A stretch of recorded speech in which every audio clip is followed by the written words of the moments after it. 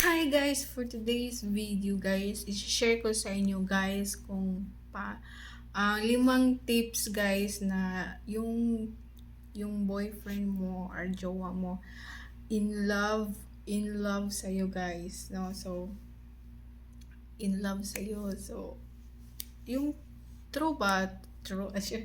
um first guys, of course, magtatanong yan about sa family background mo, kung may family background mo, your family, your parents, ganon. Yun ang first step guys, na mahal kanya.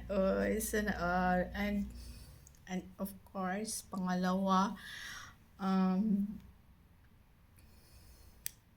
pangalawa, um,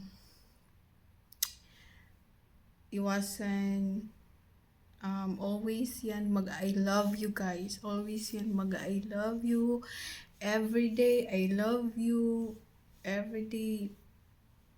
Yung walang palta ba na parang every hour, every minute, every second, mag I love you yun sa'yo. And tatlo, iwasan niyang makipag-away sa'yo. Natural lang na may selos, may away.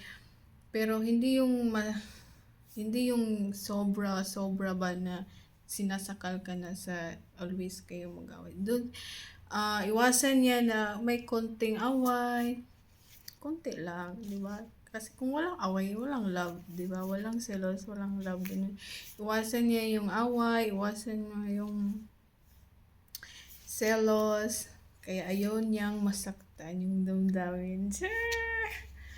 And pang-apat guys, for me yun, kung aalis siya, syempre magpaalam siya sa'yo na, alis ako, mag-ingat ka, mag-amping, sana all in.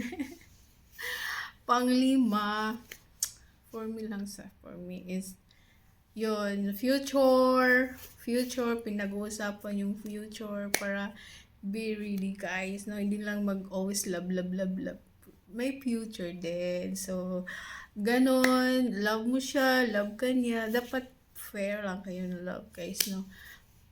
Para, ganon. So, yun.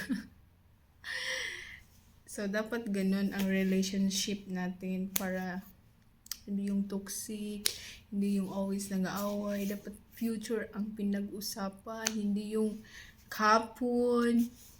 Di ba?